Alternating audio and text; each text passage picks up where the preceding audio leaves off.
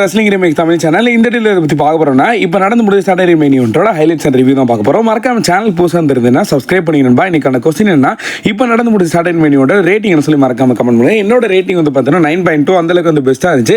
என்னோட ஃபேவரட் வந்து பார்த்தீங்கன்னா ஜான்சினோட மேட்ச் தான். அந்த மேட்ச் ஷார்ட்டாக இருந்தாலும் அந்த மேட்ச் பார்க்கும்போது என்னோட ஃபேஸில் ஸ்மைல் இருந்துகிட்டே தான் இருந்துச்சு. உண்மையிலே நீங்கள் என்ன கோமாளின்னு சொல்லலாம் பரவாயில்ல. ஃபர்ஸ்ட் நம்பர் 1 ஃபர்ஸ்ட் எடுத்து பார்த்தீங்கன்னா இன்னைக்கு ஒரிஜினல் டிராவல் சீஃப் ரோமன் ரெய்ன்ஸோட பர்த்டே. ஆனால் நானே நீங்களாம் சொல்லுவீங்க நான் எதிர்பார்த்துக்கிட்டு இருந்தேன் 3 வீடியோலையும். அண்ட் யாருமே சொல்லலை. அண்ட் இப்போ நானே சொல்கிறேன். அண்ட் இன்னைக்கு வந்து ரோமன் ரெய்ன்ஸோட பிறந்தநாள். ஸோ அது செலிப்ரேட் நம்ம கமெண்ட்லேருந்து தட்டி விட்டுருங்க. அண்ட் நீங்கள் ஓப்பனிங் மேட்சே வந்து பார்த்தீங்கன்னா செத்ரோன்ஸ் தான் பண்ணுறாரு. அப்பயே தெரிஞ்சிருச்சு அப்போ மெயின் ஈவெண்ட்டில் ஏதோ பெரிய விஷயம் வந்து நடக்க போகுதுட்டு. அண்ட் கண்டிப்பாக ஜான்சினா மேட்ச்னு எதிர்பார்த்தேன். அதுவும் கிடையாது, மெயின் ஈவெண்ட் ஜேவுஸ் மேட்ச் தான். அண்ட் இங்கே பிரான் பிரேக்கர் வந்து பார்த்தீங்கன்னா தனியாக தெரிஞ்சார். உண்மையிலே அவரோட பெர்ஃபார்மன்ஸ் வந்து பார்த்தீங்கன்னா உண்மையிலே தனியாக தெரிஞ்சிச்சு. அவர் இந்த ஸ்பியர் போகிறதும் அவர் எக்ஸ்ட்ரீம் மூவ்ஸ்லாம் அசால்ட்டாக பண்ணுறதும் லிட்டரலி அது வேற லெவலாக பண்ணியிருந்தாரு. அண்ட் அங்கே சிஎம் பங்க் திருப்பி டேக் கொடுத்து உள்ளார அங்கே செத்ரோன்ஸ் வர செத்ரோன்ஸ் சிஎம் பங்க் வந்து புரட்டி எடுத்துக்கிட்டு இருந்தாரு. அங்கே செத்ரோன்ஸ் அந்த அளவுக்கு வந்து வெளியே தெரியல. ஆனால் இருந்தாலும் செத்ரோன்ஸ் தான் அந்த இந்த ப்ளே பண்ணிக்கிட்டு இருந்தாரு. அண்ட் அது வந்து பயங்கரமாக பண்ணியிருந்தாரு. இருந்தாலும் இந்த மேட்ச்சில் வந்து பார்த்தீங்கன்னா செமிஸ் என்ன போட்டு பொழந்துருந்தாங்க ரெண்டு பேருமே. கடைசியாக வந்து பார்த்தீங்கன்னா சிஎம் பங்கும் சரி செத்ரோன்ஸ் சரி ஒரு டபுள் சாப் மாதிரி கொடுத்து படுத்திருப்பாங்க. அங்கே செமிசன் டேக் வாங்கிட்டு கீழே வந்து சிஎம் பங்க் வந்து இருந்திருப்பாரு. அங்கே பிரான்சன் ரீட் வந்திருப்பாரு. அண்ட் வந்து டெஸ்டாய் பண்ணியிருப்பாரு. இங்கே அதை கரெக்டாக யூஸ் பண்ணி சூப்பர் ஸ்பியர் போட்டு இங்கே மேட்ச் வந்து பிரான் பிரேக்கர் முடிச்சிருப்பாரு. அண்ட் முடிச்சதுக்கப்புறம் பிரான்சன் ரீட் ரிங்குக்குள்ளே ஏற அதுக்கப்புறமா இவங்க ரெண்டுத்துக்கான அதாவது ரெண்டு பேருக்கான ஃபேஸ் டு ஃபேஸ் நடக்கும். பிரான்சன் ரீடுக்கும் பிரான் பிரேக்கருக்கும். செத்ரோன்ஸ் இது நம்ம இல்லண்டா அப்படின்ற மாதிரி சொன்னதுக்கப்புறமா இப்போ புது டீம் வந்து பார்த்தீங்கன்னா வந்திருக்காங்க. ஸோ பிரான்சன் ரீட் இன்னும் என் பவர் அப்படியே தான் இருக்குன்றதுக்காக சிஎம் பங்கை வச்சு டெஸ்ட் பண்ணி பார்த்துட்டாரு.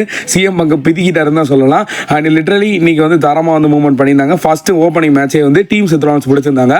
இந்த ஸ்மாக் டவுனில் ஒயிட் 6 வந்திருந்தாங்க. அண்ட் இப்போ தான் நம்ம எல்லாத்துக்கும் ஒன்று தோணும், இந்த டீமுக்கும் ஒயிட் 6க்கும் மேட்ச் நடந்தால் எப்படி இருக்கும். அது வந்து இமேஜின் தான், ஆனால் நடக்க வாய்ப்பு கிடையாது. நான் ஏற்கனவே எதிர்பார்த்தேன் பிளட் லைனுக்கும் ஜட்மெண்ட் டேக்கு மேட்ச் நடக்குன்னு. நான் அந்த மாதிரி நடந்ததே கிடையாது. செலினா வேகாவுக்கும் செல்சி கிரீனுக்கும் யுனைடெட் சாம்பியன் மேட்ச். இந்த மேட்ச் முன்னாடியே செல்சி கிரீனோட பர்ஃபார்மன்ஸ் வேற லெவல். என்ன சொல்றாங்கன்னா அதாவது வாய்ஸ் பர்ஃபார்மன்ஸ் நான் சொல்றது, அவங்க நான் செக்ஸுவல் டைட்டில் ரிட்டைன் பண்ணிடுவேன், அவங்க சைடில் அட்வான்டேஜ் இருக்கு, அதனால நீங்க டைட்டில் எடுத்துருவாங்கன்னு பார்த்தா அவங்க டீம்ல இருக்கவங்க மண்ணு முட்டை அப்படியே கீழே இருந்துட்டு வேடிக்கை தான் பார்த்தாங்க தவிர மித்தபடி எதுவுமே பண்ணல. அன்னைக்கு செலினா வேகாவும் செல்சி கிரீன் மேட்ச் நடக்குது. செல்சி கிரீனை ஹீல் டர்ன் பண்ண வச்சா நல்லா இருக்கும். ஆனால் பேபி ஃபேஸ் வச்சு மொக்க பண்றாங்க. அண்ட் லாஸ்ட்டாக வந்து பார்த்தீங்கன்னா டாப் ரோஃபுல்ல செல்சி கிரீன் ஃபினிஷர் போடலாம் ட்ரை பண்ணும்போது ஒரு ரோலிங் சென்டான் மாதிரி போட்டு இங்கே செலினா வேகா மேட்சை முடிச்சாங்க. ஆனால் மேட்சை முடிச்சது கூட செல்சி கிரீனுக்கு மூக்குலேருந்து ரத்தம் ஒழுகிட்டே இருந்துச்சு. அதை பார்த்துட்டு கத்திக்கிட்டே தான் இருந்தாங்க. டீம் மெம்பர் அப்பையும் கூட இல்லை மேட்ச் முடிச்சதுக்கப்புறமும் கொஞ்ச நேரம் கழிச்சு ஓடி வராங்க, நாங்கள் டீம் மெம்பர் வெளியே தான் இருக்கோன்ட்டு. ஆனால் இருந்தாலும் செலினா வேகா சக்ஸஸ்ஃபுல்லாக டைட்டில் ரிட்டைர்மெண்ட் போயிட்டாங்க. டீம் மெம்பர் இருந்தாங்கன்னா அந்த மேட்சை வின் பண்ண விடக்கூடாது, டிஸ்ட்ராக்ட் பண்ணிக்கிட்டே இருக்கணும். ஆனால் எதுவுமே செய்யல, மண்ணு முட்டைக்கும் கீழே இருந்துச்சுங்க. நெக்ஸ்ட் நம்பர் 2 ஜான்சினாவோட மேட்ச் தான். அப்போ மெயின் ஈவென்ட் ஜேவுஸ் மேட்ச்சில் கண்டிப்பாக ஏதோ பெரிய சம்பவம் இருக்கு, வெயிட் பண்ணி பார்ப்போம். இங்கே என்ன கதைனா old John Cena versus heel John Cena அப்படிதான். அண்ட் ஹீல் ஜான்சினா வந்து பார்த்தீங்கன்னா ஆரஞ்சு கலர் டிஷர்ட் போட்டுட்டு உள்ள மேலே ரிங்கில் ஏறினோடனே வந்து பார்த்தீங்கன்னா ஜான்சினாவை அட்வர்டைஸ் பண்ணாங்க. அதாவது எந்த மாதிரினா அவர் தான் லாஸ்ட் ரியல் சாம்பியன் அப்படின்ற மாதிரி சொன்னாங்க. அங்கே என்னடா இது கதையில் இன்னும் ட்விஸ்டே ஆரம்பிக்கல, ஆட்டுறது இல்லைன்னு பார்த்தா ஆட்டுறது வந்து பார்த்தீங்கன்னா ஓல்டு ஜான்சினா கெட்டப்பில் வந்து வந்துருக்காரு. அது தரமான இருந்துச்சு அந்த ஒரு மூமெண்ட்டு. அண்ட் ஃபேன்ஸ் எல்லாம் இந்த மேட்ச் எனக்கு பார்க்கும்போது மட்டும் அண்ட் சிரிப்பாகவே இருந்துச்சு என் ஃபேஸில் ஃபுல்லாக, ஏன் தெரில. அண்ட் உங்களுக்கும் கண்டிப்பாக அந்த மாதிரி தான் இருக்கும், மறக்காமல் வந்து கமெண்ட் பண்ணுங்க. அண்ட் ஜான்சினா அந்த ஓல்டு கெட்டப்பில் என்னென்ன பண்ணுவாரோ அதெல்லாம் வந்து பார்த்தீங்கன்னா ஆட்ரு செஞ்சார். லிட்டரலி அது செமையாக இருந்துச்சு அதை பார்க்கும்போது. அண்ட் ஜான்சன் ஒரு கட்டத்துக்கு மேலே பொறுக்காம ஒரு சாப் மாதிரி வந்து கொடுத்துட்டுவார். அதுக்கப்புறம் அடின்னு அடிச்சு டீஷர்ட்டை கிழிச்சு தூக்கி எரிஞ்சிருவாரு. ஆனால் அதுக்கப்புறமாவும் ஜான்சினா வந்து பார்த்தீங்கன்னா என்னன்னா ரெஃப்ரி வந்து கார்னரில் வச்சு குத்தும் போது இங்கே பாருங்க வேணாம் அப்படின்னு சொல்லிட்டு தடுத்துக்கிட்டு இருப்பாரு. ஸோ அதனால ஜான்சினா அவரோட அந்த ஃபைனல் ஷஃபிள் போடுவார்ல அந்த ஒரு ஃபினிஷை ஓடி போய் அந்த கிளைம் அந்த ஒரு மூவ்ஸை போட்டு அண்ட் கரெக்டாக ஜான்சன் அந்த ஃபைனல் ஷஃபிளுக்கு ட்ரை பண்ணாமல் அண்ட் ஆட்டிடியூட் அட்ஜஸ்ட்மெண்ட் ட்ரை பண்ணுவார். அப்படியே வந்து பார்த்தீங்கன்னா ஆட்ருத்து வந்து திருப்பி அகைன் அவரோட ஜான்சனோட மூவ்ஸை போட்டு அண்ட் ஃபைனல் ஷஃபிள் தானே வேணும் நானே போடுறேன் அப்படின்ற மாதிரி அவரே வந்து போட்டார். அந்த மூமெண்ட் வந்து வேற லெவலாக இருந்துச்சு. அதுக்கப்புறம் ஆட்டிடியூட் அட்ஜஸ்ட்மெண்ட் போடும்போது ஜான்சனை விளையாட இருந்துச்சு. கரெக்டாக அதை வாங்கிட்டாரு. வாங்கினதுக்கப்புறம் பின் பண்ண ட்ரை பண்ணார். ஸோ அது வந்து கரெக்டாக நடக்கலை. ஆனால் அதுக்கப்புறமா ஜான்சனோட எஸ்டிஎஃப் மூவ் அவரே போடலையடா அந்த மேட்ச்சில். ஆனால் ஆட்ருத்து வந்து போட்டிருந்தாரு. அதுக்கப்புறமா ரோப்போ வந்து பிடிச்சதுக்கப்புறமா கீழே வந்து பேரிகேடில் தூக்கி வீசியிருந்தாரு. அந்த தான் பாவம் ஆட்ருத்துக்கு உண்மையிலே ஃபேஸில் அடிபட்டு இருந்துச்சு. ஆனால் அதுக்கப்புறமா டைட்டில் எடுத்துட்டு உனக்கு இதாண்டா கதி அப்படின்ற மாதிரி டைட்டில் தூக்கி அடிக்கலாம்னு முடிவு பண்ணும்போது ஆட்ருத்து வந்து பாவம் மூஞ்ச பத்துரும், என்ன ஜான் இப்படி பண்ணிக்கிட்டு இருக்கேன். அப்புறமா சரி இந்தாங்க உங்கள் ரெஃப்ரிட்டு டைட்டில் கொடுத்துருன்ட்டு கொடுத்து அப்புறமா எங்கே குத்தாத இடத்துல குத்தி அண்ட் இங்கே மேட்சை வந்து முடிச்சு விட்டார் ஆடிட் அட்ஜஸ்ட்மெண்ட் போட்டு. அண்ட் ஃபேன்ஸ் எல்லாரும் இந்த மேட்சை டிசப்பாயின்மெண்ட் பண்ணலை. ஆனால் இருந்தாலும் இந்த மேட்சை சந்தோஷமாக வந்து பார்த்துக்கிட்டு இருந்தாங்க. இந்த ஒரு ஆட்ருத் மேட்ச் ரொம்ப ஷார்ட் தான். ஆனால் இருந்தாலும் இந்த மேட்ச் வந்து பார்த்தோன்னா ஃபுல் அண்ட் ஃபுல் என்டர்டைன்மெண்ட்டாக போச்சு. அண்ட் ஆட்ருத் இருந்தாலே அந்த இடம் என்டர்டைன்மெண்ட் தான், உண்மை தான் அது. ஆனால் இங்கே ஜான்சன் வந்து பார்த்தோன்னா டைட்டில் தூக்கிட்டு அவர் எப்பயும் போல வந்து பார்த்தோன்னா அவர் சைடு வந்து போயிட்டாரு.